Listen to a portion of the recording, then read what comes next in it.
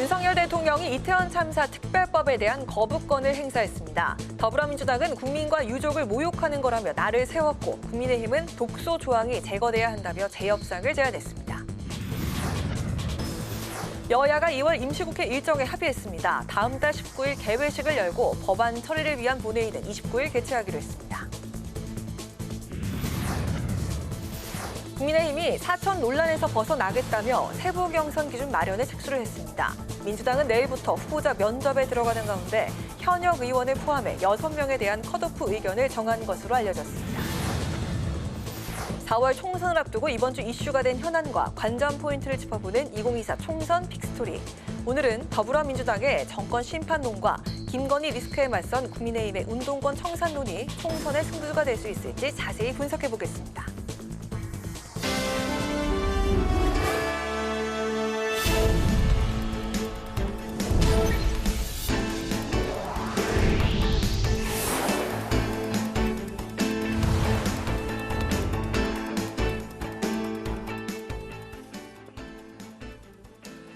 여러분 안녕하십니까? 1월 30일 화요일 국회 라이브 6 시작하겠습니다.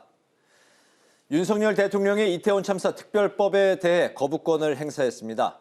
특별조사위원회의 권한이 헌법상의 영장주의 원칙을 훼손한다며 여야가 다시 합의해달라고 요구했는데요. 민주당은 정당성 없는 거부권이라며 피해자와 유가족 지원 방안을 제시한 것은 유가족을 모욕한 것이라고 강하게 비판했습니다. 오다인 기자입니다.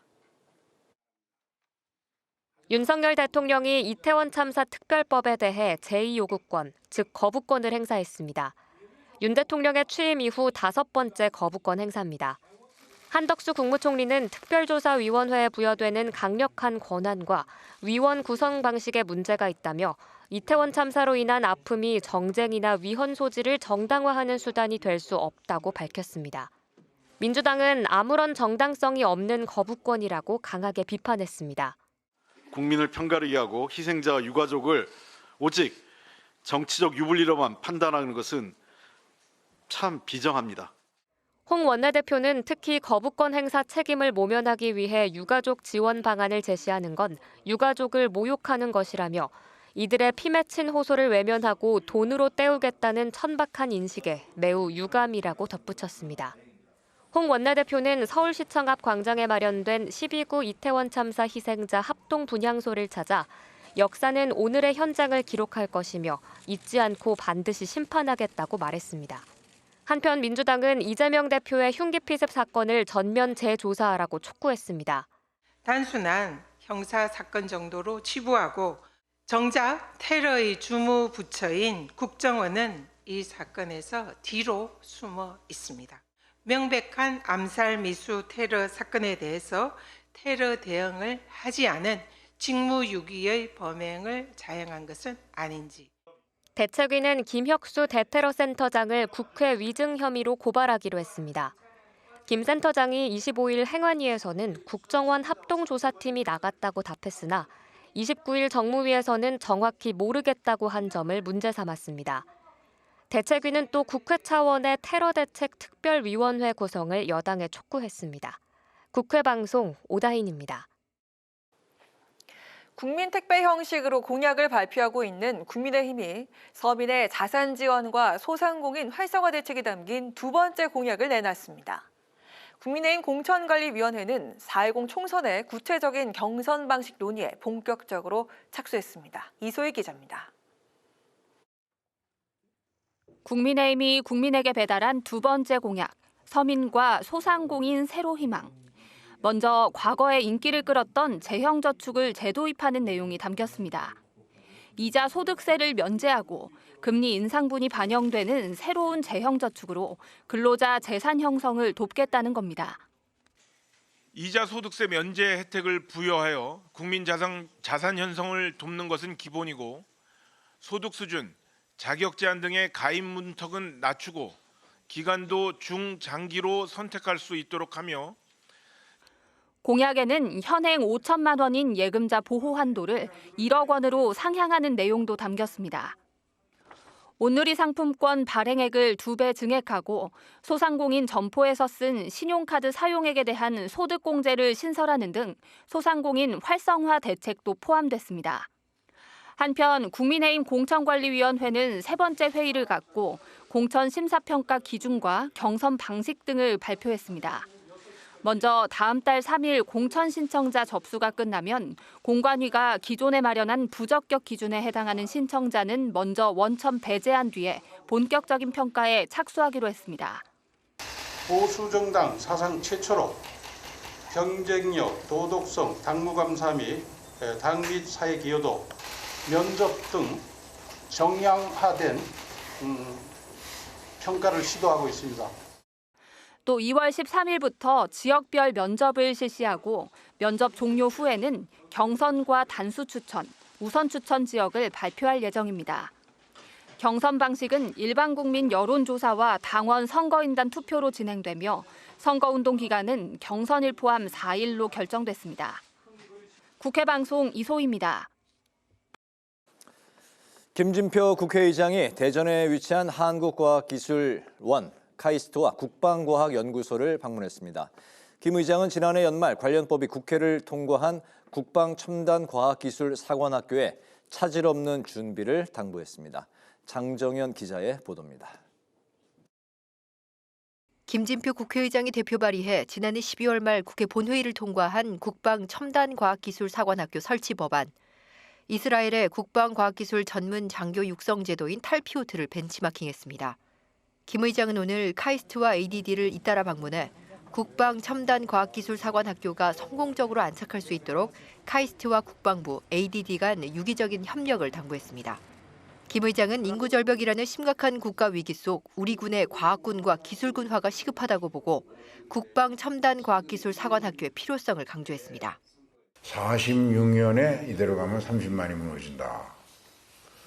그러니까 시간이 많지 않은 것 같습니다. 우리 군을 빨리 과학군, 기술군 체계로 바꿔야 되는데.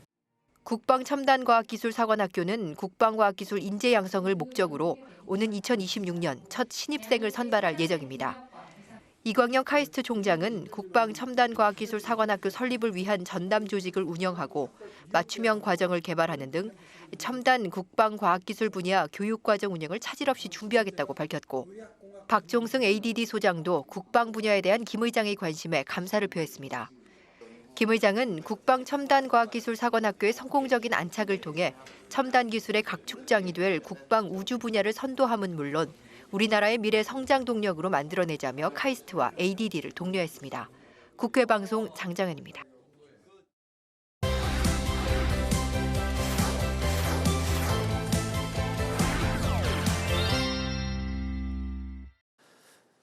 네, 오늘 이슈픽 서완한 개원 기자와 함께 오늘은 이태원 참사 특별법에 대해 거부권 행사 방침을 밝힌 여권과 이에 반발하는 민주당 입장부터 다뤄보도록 하겠습니다. 서 기자 어서 오십시오. 네, 안녕하십니까? 네. 거부권을 행사할 거라는 관측은 이미 나왔었는데 오늘 국무회의에서 거부권 행사 안건이 의결이 됐는데 이태원 참사 특별법 어떤 부분을 문제 삼은 건지요?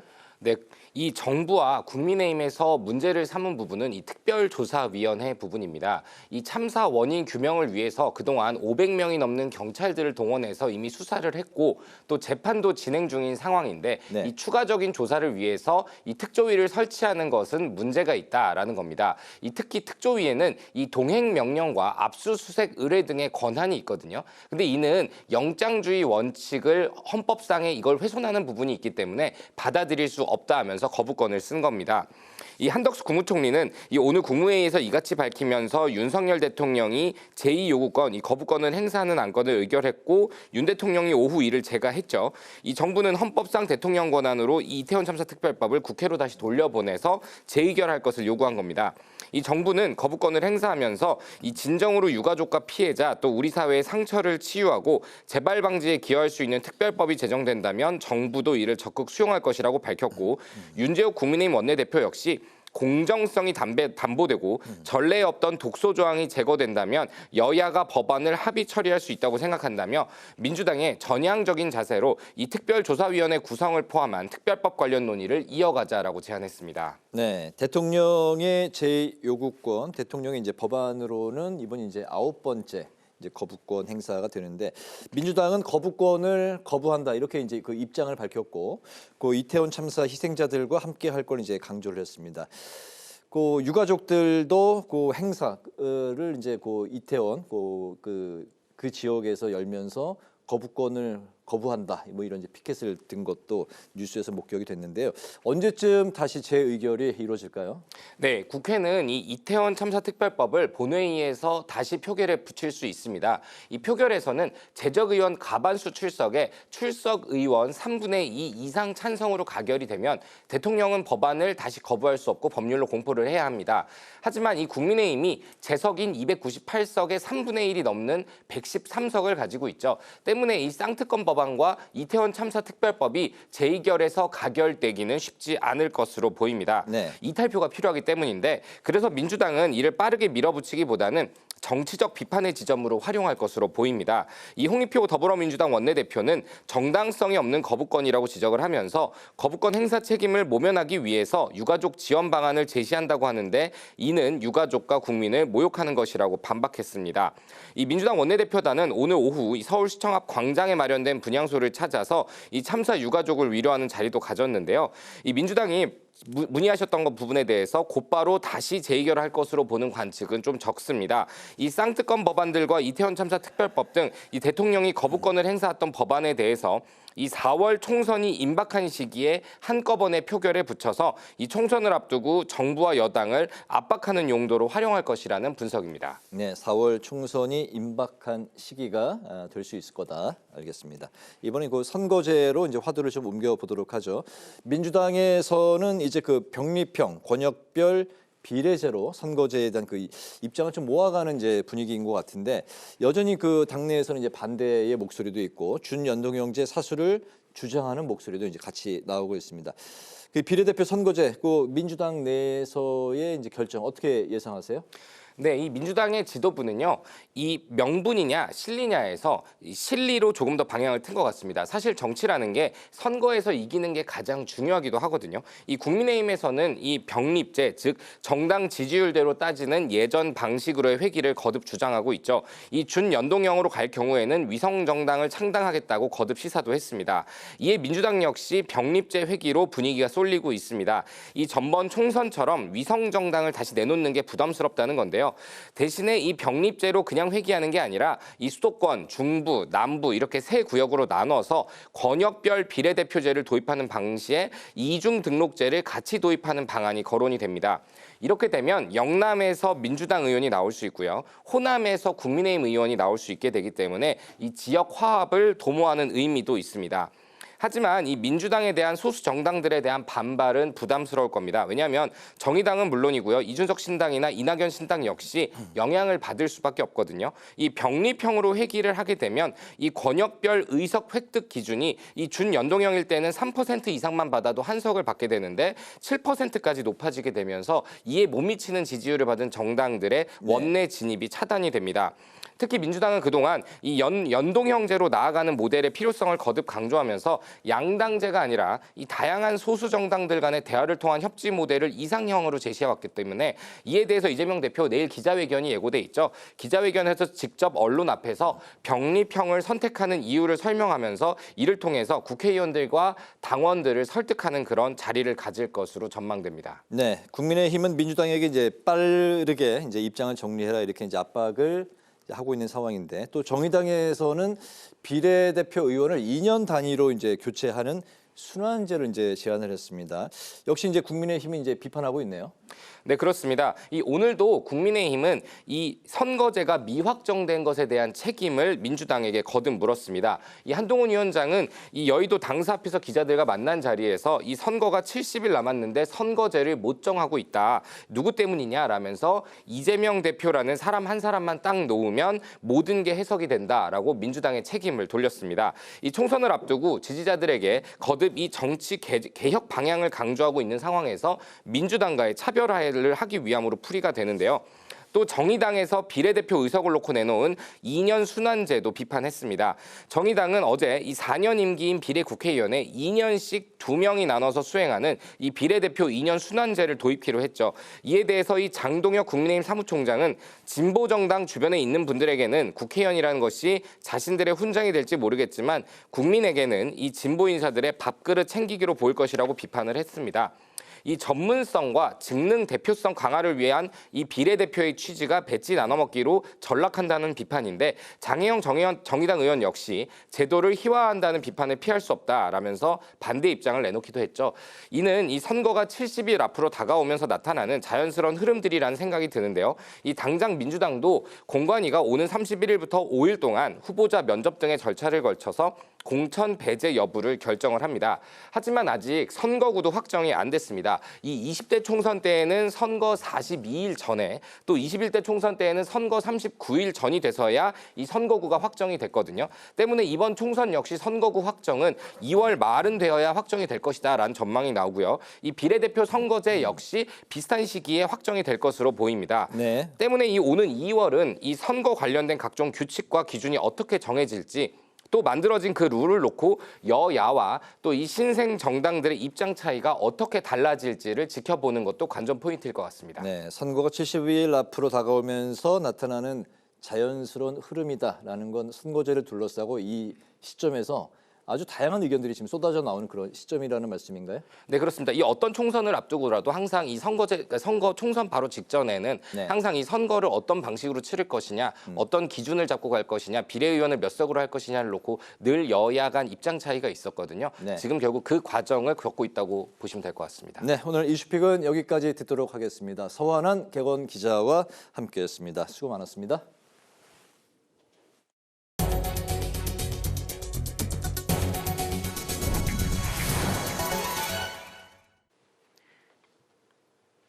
여야가 다음 달 19일 개회식을 열고 2월 임시국회를 소집하기로 합의했습니다. 이모경 민주당 원내대변인은 오늘 기자들과 만나 2월 임시의 의사일정 가닥이 잡혔다며 오늘과 내일 중 정확하게 확정될 것이라고 밝혔습니다. 20일과 21일엔 여야 교섭단체 대표 연설을 진행하고 법안 처리를 위한 본회의는 29일 열기로 했습니다. 다만 대정부 질문 일정과 관련해선 여야 이견이 있어 협의가 더 필요한 것으로 알려졌습니다. 한동훈 국민의힘 비상대책위원장이 천주교 서울대교구장 정순택 대주교를 예방했습니다. 정 대주교는 한 위원장에게 작은 목소리도 함께 경청하는 정치를 해달라 당부했고 한 위원장은 힘없는 소수를 대변하는 것이 정치의 중요한 몫이라고 생각한다고 답했습니다. 또 정치인 피습 사건과 관련해 한 위원장은 정치 쪽에서 반성할 점이 분명히 있다며 포용의 자세를 더 잘 배우겠다라고 말했습니다. 더불어민주당 공천관리위원회가 일부 공천 신청자를 대상으로 도덕성을 검증하고 6명에 대해 공천 배제 의견을 정했다고 알려졌습니다. 공천 배제 의견을 받은 6명은 내일부터 다음 달 5일까지 진행되는 면접 등 심사를 거쳐 최종적으로 공천 배제 대상이 될 예정입니다. 도덕성 검증위는 성범죄, 음주운전, 직장 갑질, 학교폭력, 그리고 징후 발언 등을 5대 혐오 범죄로 정하고 검증 기준으로 삼았으며 정밀 검증을 이어갈 것이라고 밝혔습니다. 정의당을 탈당한 류호정 전 의원이 어제 새로운 선택에 입당했습니다. 새로운 선택은 류 전 의원이 시민소통위원장을 맡아 홍보와 미디어 전략을 총괄한다고 밝혔습니다. 새로운 선택은 류 위원장이 제3지대 정치의 필요성을 시민들에게 알리고 설명할 것이라고 덧붙였습니다.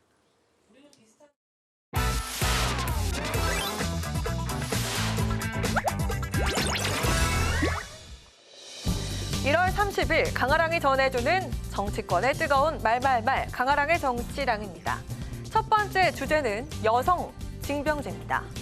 이준석 대표가 이끄는 개혁신당이 이르면 2030년부터 경찰과 소방 등의 공무원이 되려는 여성은 군 복무를 해야만 지원할 수 있도록 하는 공약을 내세웠습니다.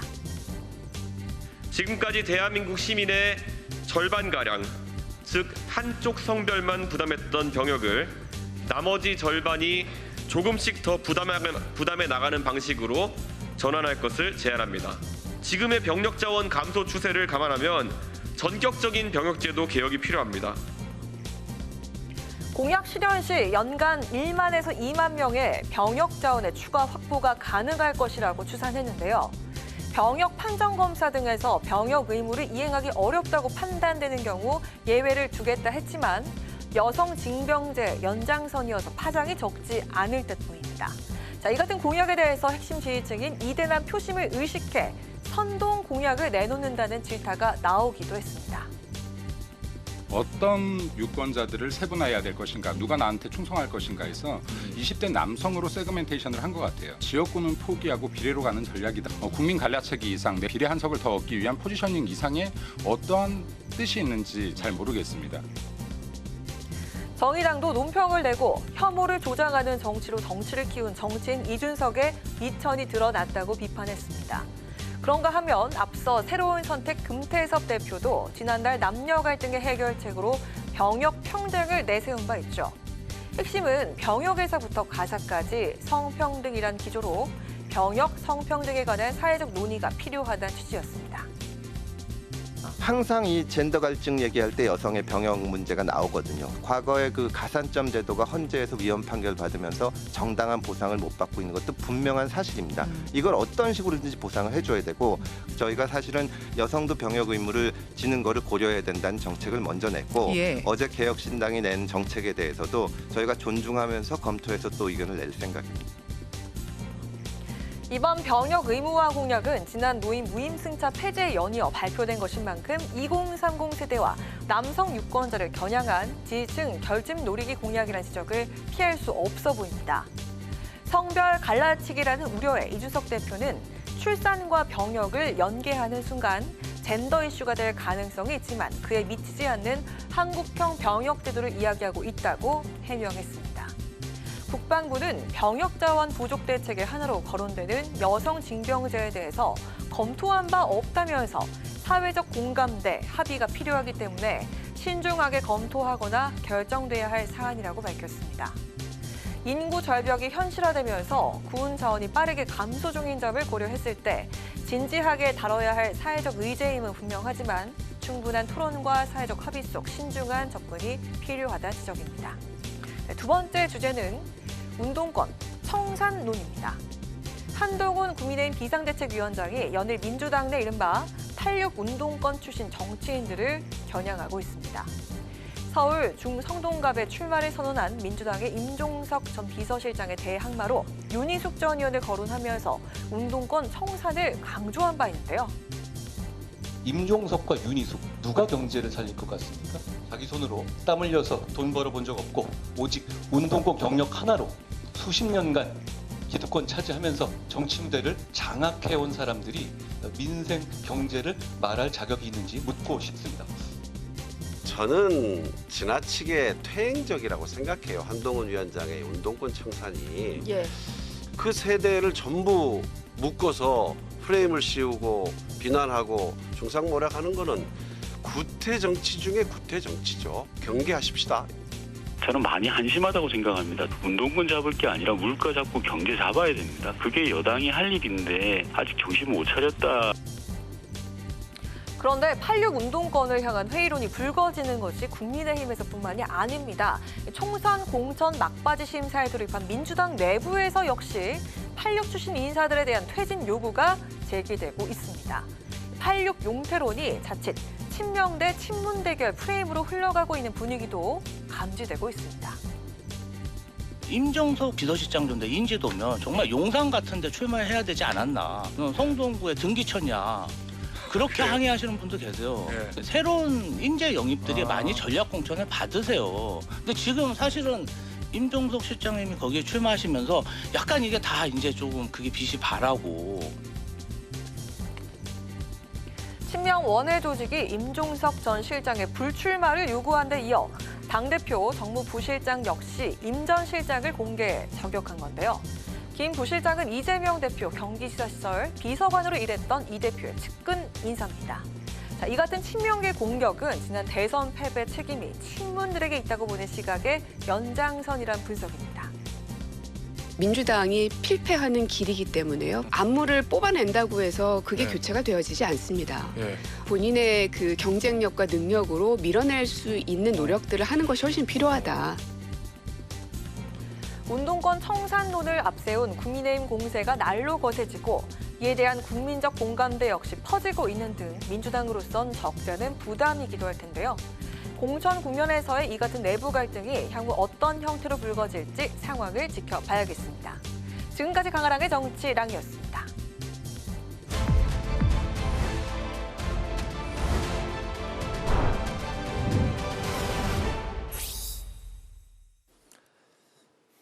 (22대) 총선을 앞두고 이번 주 가장 이슈가 된 현안과 관전 포인트를 짚어보는 총선 픽스토리. 김영준 배재대 석좌 교수, 이준환 인천대 교수와 함께합니다.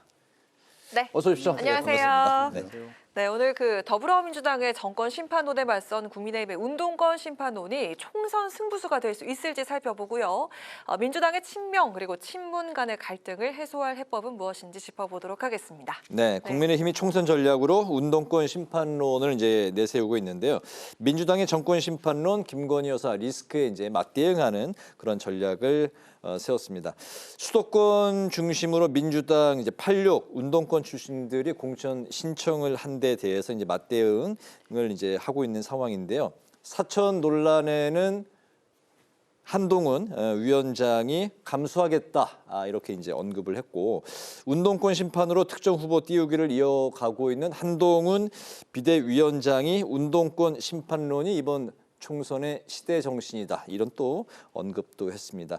한동훈 비대위원장의 총선 전략 두 분 어떻게 평가하고 계신지 이준환 교수님부터 들어볼까요?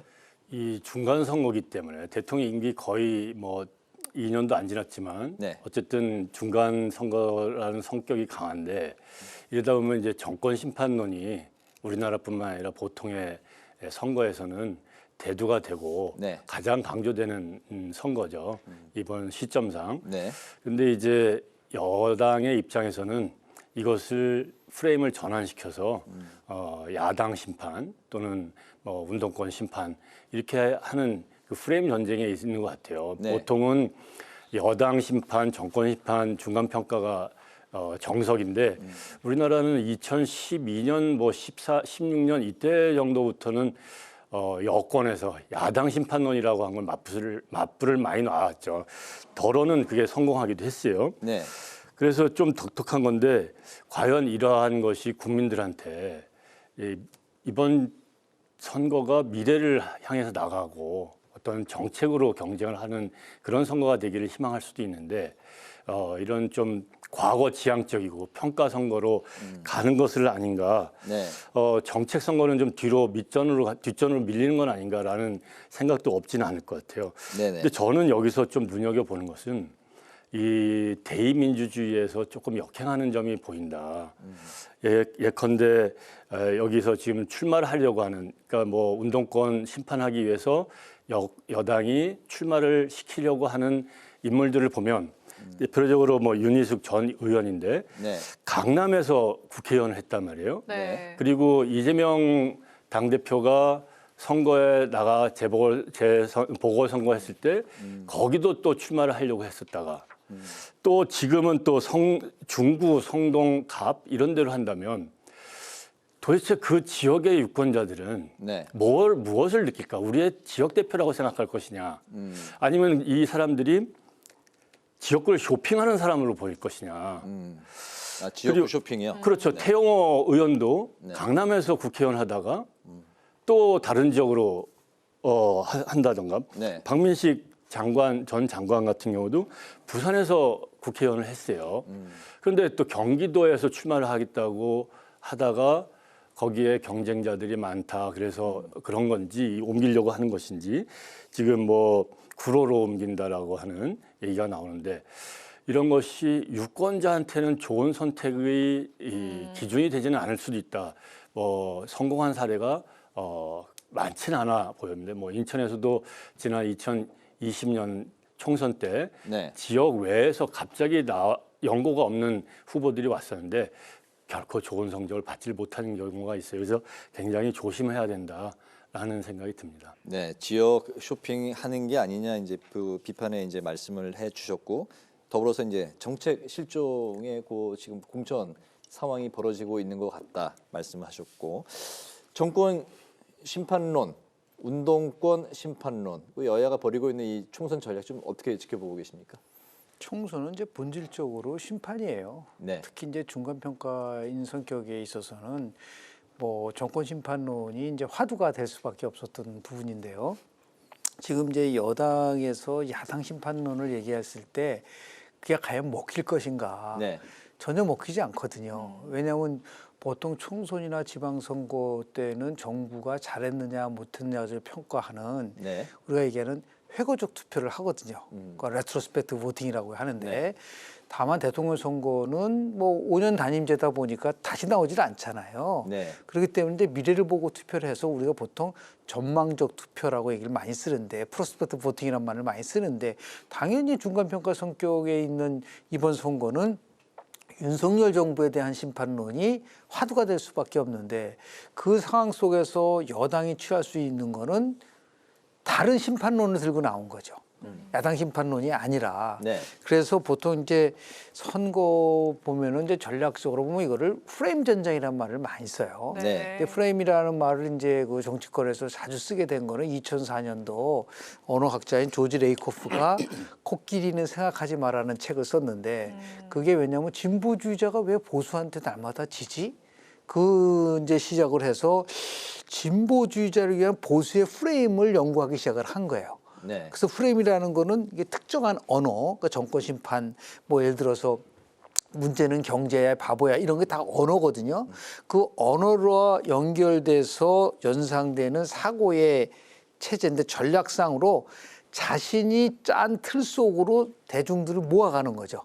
그래서 어떤 프레임이 더 국민들에게 다가서느냐. 그러니까 정권 심판론이라는 건 너무 지나치게 당연한 건데 네. 그래서 새롭게 이제 한동훈 비대위원장은 운동권 심판론이라는 걸 들고 나온 거가 되는 거죠. 네. 그래서 이거 좀 국민들이 봤을 때 운동권 심판론이 좀 뭔가 좀 새로운 것 같은데? 라는 생각이 들 수도 있고 그래서 정권 심판론을 나름대로 전환시키는 부분 속에서의 목적을 갖고 그 저는 이제 운동권 심판론을 들고 나왔다고 보고요. 네. 두 번째는 더 아주 굉장히 나름대로 심층적으로 분석을 해보면 이거는 내부 교란용이에요.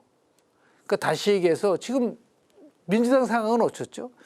일부 비명계가 탈당을 했어요. 네. 근데 지금 단계는 어디로 가냐면 친명이 친문을 공격을 합니다. 그런데 지금 또 뭐가 많이 나오냐면 86 용태론이 나오잖아요.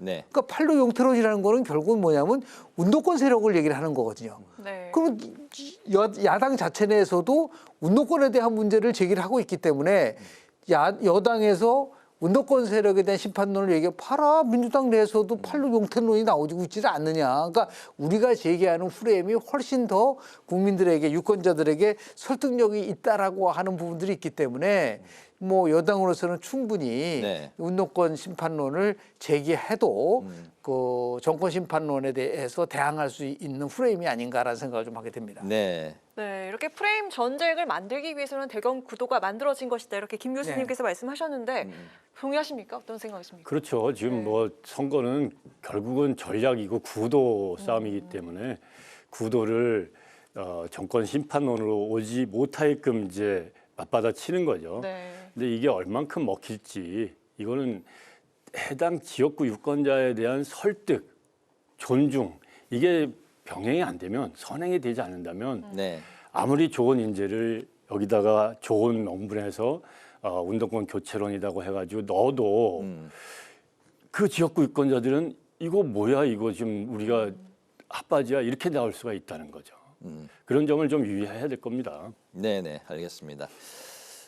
성동갑의 윤희숙, 임종석 이게 뭐 지금 확정은 아닙니다. 이제 이야기 이제 회자되고 있는 그런 이제 후보들이고 태용호, 윤건영, 구로을 이렇게 이제 언급이 되고 있는 상황에서 뭐 아까 이제 뭐 지역구 뭐 쇼핑하는 거냐, 뭐 여기저기 좀 옮겨 다니면서 이제 계속 상황이 달라지고 있기 때문에 그런 가운데 또 이제 종로에 이제 출마하겠다 이렇게 이제 출사표를 던졌던 하태경 국민의힘 의원이 또 이제 행선지를 바꿔서 이번에는 서울 중구 성동 을에 출사표를 냈습니다. 이 지역에는 최근에 또 서초구 출마 좀 가능성을 비췄던 이영천 의원, 중소기업 벤처 이제 전 장관이죠. 그리고 이제 삼선의 이해운 전 의원도 바로 이제 같은 이 지역에 이제 출마 의사를 이제 밝힌 상황인데 전현직 의원만 국민의힘에서 이제 3명이 지금 출사표를 던져 있고 그리고 이제 민주당의 현역 의원이 박성준 의원인데 서울 중구 성동을에 여야 이제 전현직 의원이 이렇게 현재 많이 몰리고 있는 이유 좀 어떻게 생각을 해야 될까요? 일단 먼저 지역 쇼핑과 관련돼서 비판을 했는데 그러면 민주당은 거기에 대해서 자유스러운가요? 가장 대표적인 게 성남시장을 지내고 경기도지사를 지낸 사람이 변한가 인천 계양을로 가서 선거에 출마합니다. 그런 거는 대표 말씀하시는 어떻게 거죠? 우리가 설명을 할 수 있죠? 인천 계양에서 국회의원하고 인천에서 시장을 했던 사람이 벼랑간 서울시장 선거에 나갑니다. 송영길. 그거에 대한 뭐를 얘기했을 때 이게 무조건 어떤 면에서 봤을 때는 다 비판의 여지가 있는 거기 때문에 어느 한쪽, 예를 들어 국민의힘만 문제가 있다고 얘기하기는 나름대로 한계가 있다는 걸 먼저 말씀을 좀 드리고요. 더 나가서 지금 뭐 원래 이제 그 국민의힘의 공천관리위원회에서 내놓은 기준에 의하면 지금 3명의 현역 전현이 나온 지역은 결국은 전략공천 지역이 돼버린 거예요. 왜냐하면 지상욱 당협위원장이 갖고 있다가 부출마 선언을 하는 경우 3번 연속 진 경우 이런 경우는 이제 공관위에서 전략공천 지역으로 할 수 있다라고 얘기를 하고 있기 때문에 결국은 이 3사람이 경선을 치를지 아니면은 그냥 공관위 차원에서 가장 경쟁력이 있다고 생각하는 사람을 예를 들어 임명을 할지는 이제 두고 봐야 되겠지만은 현역 의원이 지금 이제 그 박성준 의원이기 때문에 나름대로 경선에서의 열기를 가져가는 것이 선거 전략상 좋을 수가 있어요. 그리고 또 우리 선거법상으로는 경선에 참여하면은 무소속으로 나갈 수가 없거든요. 바꿀 수가 없기 때문에 그런 의미에서 보면 물론 이런 식으로 해서 막 지역구 쇼핑하는 거는 결코 바람직한 거는 아니라고 좀 봐요.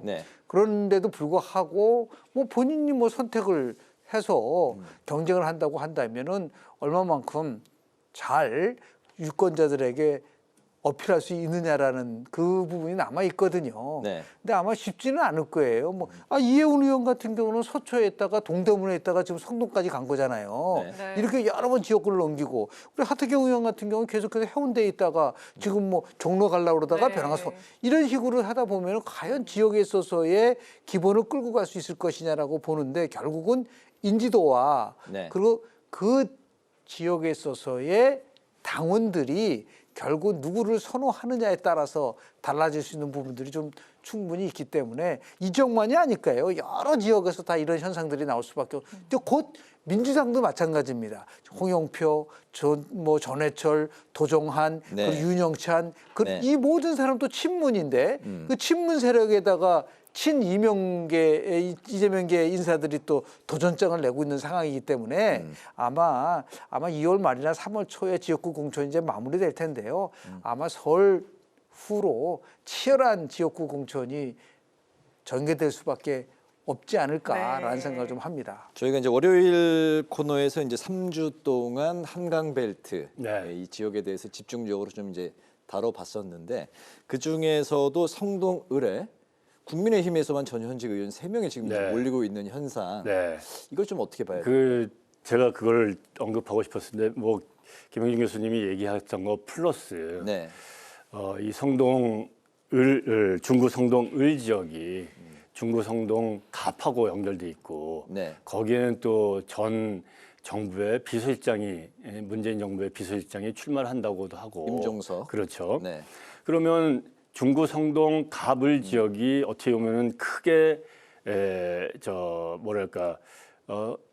주목을 끌 수 있는 환경이 되는 거죠. 그리고 이 여당에서 을 지역에 이 현역 전현직 전직, 현직 국회의원들이 3명씩이나 달라붙으면은 또 거기도 주목도가 커지는 거고. 그리고 지금 한강벨트로 해서 이 중구 성동뿐만 아니라 마포로 이어지는 그런 지역에서 비슷한 일들이 벌어질 거라고 예상을 해요. 거기도 마찬가지로 다른 지역에서 전략공천이 올 거고. 네. 거기에 또 그 김경률 씨도 또 마포에 또 출마를 시키고. 그래서 이 강남 3구에서의 국민의힘의 압승을 뿐만 아니라 네. 강북으로 한강벨트를 통해서 확산시키려고 하는 전체적인 서울 선거 지역세의 외연 확장 그렇죠. 차원이라는 말씀이죠. 그렇죠. 이런 것들도 아마 중요하게 보는 포인트로 보이고요. 또 특히 이 지역구가 박성준 대변인이 뭐 지금 현재 이재명 대표하고 또 가까운 거리에 있는 사람으로 되니 네. 또 전략적으로 이제 대항마를 삼는 거 아닌가. 그래서 전체적으로 한강벨트에 대한 초점을 두고 있는 것 같습니다. 이재명 대표를 이제 겨냥한 그런 이제 뭐 포석이다라고 알겠습니다. 근데 이번 수도권 싸움에서 우리가 유의 있게 봐야 될 부분은요. 2018년도 지방선거 때 압승을 했습니다. 민주당이. 네. 전체 수도권이 66개의 기초단체장이 있어요. 서울은 25개죠. 네. 그런데 62곳에서 당시에 민주당이 승리했습니다. 네. 서울 25개 중에서 딱 하나, 서초구 하나만 되고 나머지는 전부 다 민주당이 됐어요. 네. 그런데 지방선거와 총선과는 연관성이 있어요. 왜냐하면 그렇게 압승을 하다 보니까 지역 조직을 결국은 지방선거에서 승리했었던 세력이 굉장히 유리한 고지가 있는 거죠. 네. 그러면 다시 우리가 필름을 거꾸로 돌리면 2022년도 6월이죠. 네. 거기서 지방선거는 완전히 반대 현상이 나타났어요. 수도권 전체 66개 중에서 46곳을 국민의힘이 가져간 거예요. 네. 그러니까 엄청난 변화죠. 뭐 서울 25개인데 그때 하나밖에 못 이겼다. 17곳에서 이겼어요. 네. 그러니까 이거 마찬가지죠. 중구청장도 전부 다 국민의힘이 받았단 말이에요. 네. 이건 해볼 만하다. 예를 들어서 조직에서 우리가 얼마든지 따라갈 수가 있고 네. 더 나아가서 지난 대통령 선거 때에 윤석열 대통령 후보가 승리한 지역이 어딘가를 이제 찾아보기 시작을 하면서 여기 가서 한번 경쟁을 할 수 있다라는 쪽에다 보니까 현역 의원이든 전직 의원이든 거기 가서 이제 후보로 네. 가는 부분들이 많기 때문에 그래서 아마 이것도 아마 굉장히 중요한 관심 포인트인 거예요. 지방선거에 있어서의 나름 조직성이 네. 결국은 이번 수도권 선거에서 얼마나 그 영향을 미칠 것인가라는 부분들을 한 번 더 우리가 좀 지켜볼 필요가 있지 않을까라는 생각을 좀 하게 됩니다. 네. 자, 다음으로 이야기 나눠볼 주제는요. 친박의 기환입니다. 네, 그 박근혜 정부 실세로 꼽혔던 최경환 전 경제부총리가 고향이자 또 4선을 한 경북 경산의 무소속으로 출마를 하고요. 또 박 전 대통령의 측근 유영하 변호사와 조원진 우리공화당 대표, 김재원 전 국민의힘 최고위원이 출사표를 던졌는데 다 대구 경북 지역입니다. 자, 그리고 이정현 전 청와대 정무수석도 채비에 나섰는데 원래 그 3선을 했던 지역구 전남 순천 곡성에 또 다시 출사표를 던지고 있는 상황인데 흩어진 친박계가 재결집하고 명예 회복을 좀 할 수 있을지 좀 전망을 해보도록 하겠습니다. 어떻게 보십니까? 글쎄요. 네. 박근혜 전 대통령이 정치적 의미의 친박이 없다고 선언했는데 그렇죠. 이분들이 나와서 어떠한 브랜드로 선거를 할지도 지금 좀 옹색해 보이고 네. 또 이 몇 분이 뭐 지금 뭐 한 손가락 정도 되는 또는 그 정도 이상 되는 분들이 출마를 해서 당선이 되면 그나마 뭐 명예라고 할 만한 것을 회복했다. 아니면 본인들의 뭐 그간 옥고를 치른 분도 있고 정치적인 수모를 당한 분들도 있고 그러니까 선거에서 이기면 그럴 가능성도 생기겠지만 네. 저는 일단은 박근혜 대통령이 그 친박이니 뭐니 뭐 연관 짓지 말라고 했기 때문에 참 이런 것은 명예회복이라고 하는 것을 시도하기가 좀 어려울 것 같고요. 네. 또 두 번째로는 현실적으로 선거에서 이기겠느냐. 이겨야지 무슨 명예가 회복되고 네. 저기가 되지 않겠습니까? 그런데 안타깝게도 뭐 지난 몇 년 동안 정치에서 일선에서 물러나 있었던 사람들이고 하고 또 이 다시 현역에는 막강한 현역 의원들이 있기 때문에 그렇죠. 그런 것들을 이겨내야지만 될 것이다. 그 다음에 이제 천천히 시간이 흘러가면서 자기네들의 명예를 뭐 다시 회복하든지 뭐 훗날을 도모하든지 이런 것들이 그때서나 가능하지 않을까 그렇게 생각을 해봅니다. 네, 이를 지켜보는 뭐 여당 국민의힘 입장에서는 좀 불편해할 수 있을까요? 글쎄요, 뭐 그렇게 크게 불편해 하겠어요. 이 지역이 TK 지역인데 예를 들어서 뭐 우리 이정현 전 대표 같은 경우는 전남이기 때문에 네. 그는 오히려 가서 싸워주는 것이 굉장히 좋고 그렇겠네요. 그런 부분이고 나머지 분들은 전부 다 TK이지 않습니까? 그리고 현재의 국민의힘에 현역 의원이 있는 상황이기 때문에 아마도 나름대로 본인이 이제 공천 신청을 해가지고서 공천을 받는 건 쉽지 않다면 이렇게 최경환 의원처럼 이제 무소속으로 나가겠죠. 네. 근데 무소속으로 나가서 당선되면은 당연히 국민의힘으로 들어올 가능성이 굉장히 높기 때문에 네. 국민의힘의 입장에서 봤을 때는 별로 이렇게 크게 부담은 없는데 다만 관심 있는 부분은 유영아 변호사에 대한 부분인데요. 네. 여기는 유일한 친박이죠. 그런 대통령 박근혜 대통령이 인정한 유일한 친박이기 때문에 여 부분이 이제 그동안 박근혜 대통령과 어떠한 협력 관계를 구축할 거냐라고 하는 그게 굉장히 논란이 있었는데 지금까지는 대통령이 대구 내려가서 박근혜 전 대통령과 만나고 아마 박근혜 대통령의 생일이 2월 2일인데요. 아마 또 대통령이 뭐 나름대로 그 생일에 관련된 그러면 이 유영아 의원을 줘야 되는 거 아니냐 변호사를 대구가 전부 다 13곳인데 네. 그런데 지금 여기는 또 홍석준 의원이 있단 말이에요. 네. 그럼 이제 당연히 경선을 할 수밖에 없는데 만약에 이 지역에서 현역 의원이 콜오프 당하지 않는다. 콜오프 당한다면요 물론 이제 전략공천이기 때문에 주는데 그렇지 않을 경우에 네. 과연 경선에서 이길 수가 있을까? 그건 모르는 거죠. 네. 그러면 또 이제 만약에 공천 신청을 했는데 안 주면은 국민들 속았고 나도 속았다가 이탄이 나오지 않을까? 이제 그런 의미에서 봤을 때 네. 다른 쪽보다는 우리 대구 달서 갑에 나온 유영아 변호사의 거취가 어떻게 될 것이냐가 향후에 굉장히 중요한 나름대로의 관전 포인트가 될 수 있지 않을까라는 생각을 좀 하게 됩니다. 알겠습니다. 저희가 이제 질문 준비한 게 이제 2개 정도 남았는데 요거는 한 시간을 한 7, 8분 정도로 좀 써볼까 합니다. 민주당이 이제 공천 과정에서 친명과 친문의 갈등이 이제 고조되고 있는 상황인데 친명계 의원과 또 원외 인사들이 친문 지역에 이제 의원의 지역구에 출사표를 던지면서 자객 출마 논란이 이제 일고 있고 또 문재인 정부 정권이 바뀐 데는 문재인 정부의 책임이 있다. 이 책임론까지 제기가 되고 있습니다. 그리고 이제 그 민주당 당 내에서도 임종석 전 이제 비서실장 출마를 두고도 비판의 목소리가 이제 나오고 있고 불출마를 또 권유하는 소리도 동시에 나오고 있습니다. 친명 친문 구도 공천 갈등 이게 이제 이번 총선에 좀 어느 정도 영향을 줄까요? 어떻게? 굉장히 안 좋은 영향을 줄 거예요. 민주당에게요? 민주당에게. 어느 순간부터 민주당이 선거에 대한 원칙이 없어졌어요. 뭐 처음에는 위성정당 안 만들겠다 하고 만들게 되고 또 선거법도 이렇게 고치겠다가 이거 지키겠다 해놓고 안 고치고 네. 또 다른 꼼수를 찾고 공천도 아까 이 김영진 교수님이 얘기했던 것처럼 전현직 당대표들이 출마를 하는 곳들이 국민들이 이해 못할 그런 선택을 해왔고 지금 보면은 이 자객 출마라고 해서 네.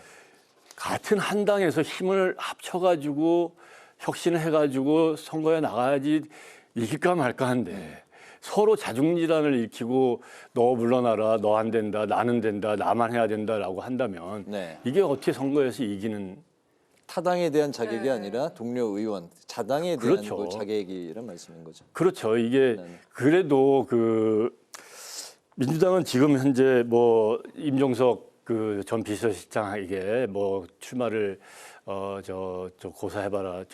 제고해봐라라고 하는 것은 윤석열 대통령의 출연에 문정부가 책임이 좀 있으니까 그걸 염치가 있으면은 좀 알아서 하라고 하는 얘기인데 그 말을 주로 하는 사람도 네. 그 염치 할 염치가 없는 사람이에요. 민주당은 다 자성을 해야 돼요.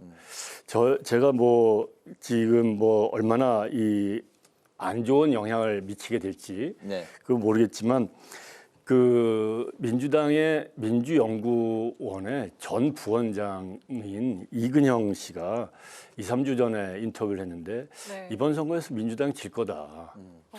라고 인터뷰를 했어요. 네. 아주 그 과거 20년 선거랑 16년 선거를 가장 정확하게 예측하고 또 했었던 전략가인데 그리고 오늘 조간을 봤더니 네. 마찬가지 민주연구원의 관계자였어요. 전직 민주당 질 것 같다. 이런 것을 그 지금 현재 시그널을 이게 캐치를 안 하고 이렇게 자중질환을 일고 이 개파끼리 싸움을 벌인다라고 하면 국민들한테 희망을 주기가 어렵다.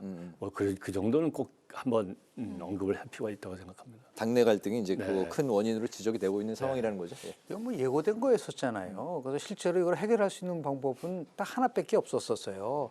친명 대 비명이 모두 합의하는 통합 비대위로 가야 된다. 그걸 굉장히 강조했었던 겁니다. 네. 탈당한 3인이라든지 아니면 이낙연 전 대표가. 지금 이재명 대표가 있는데 이재명 대표는 공천의 기준이 시스템 공천이 아니고 이거 선거가 끝났을 때 두 가지 상황이 이제 도래가 되는데요.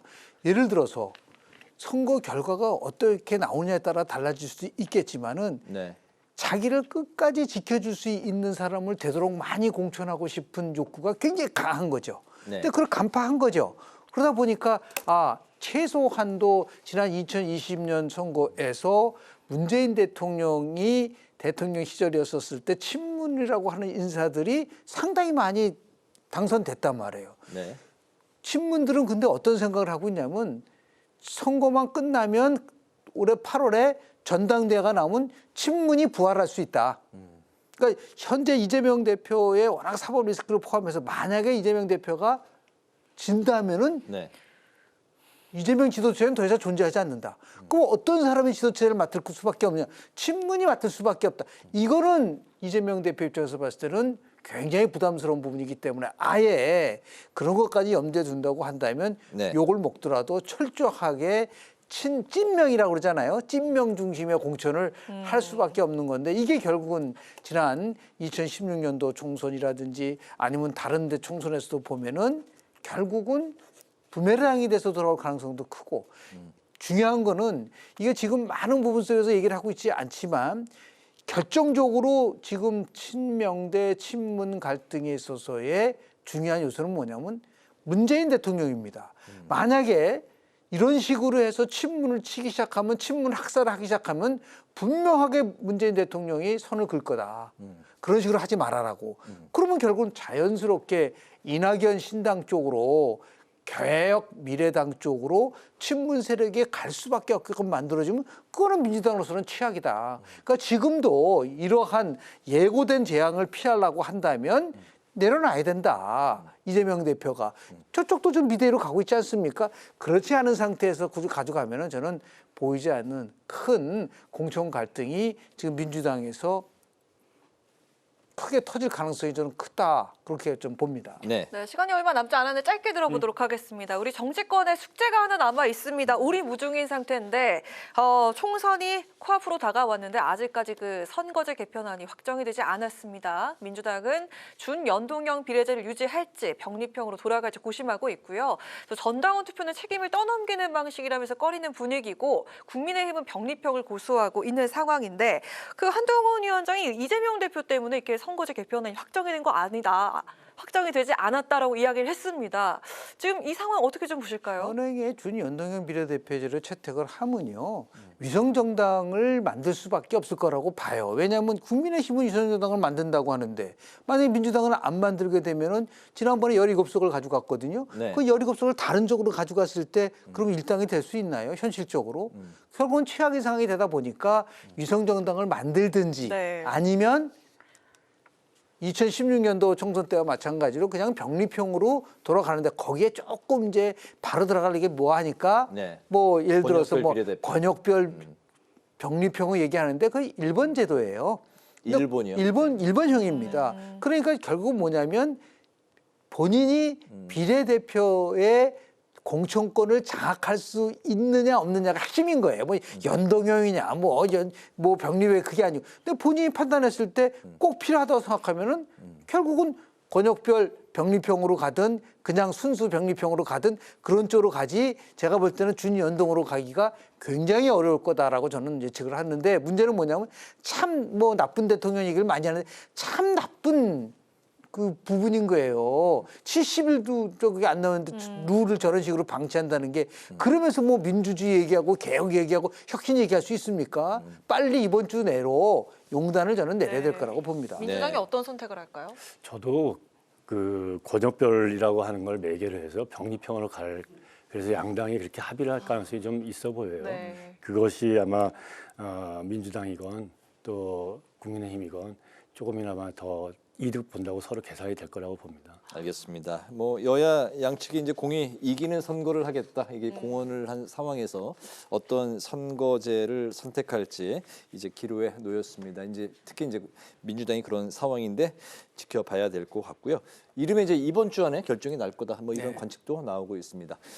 2024 총선 픽스토리 이제 마무리를 할 시간이 됐는데요. 지금까지 김영준 배재대 석좌 교수, 이준환 인천대 정치외교학과 교수와 함께했습니다. 두 분 말씀 잘 들었습니다. 감사합니다. 고맙습니다.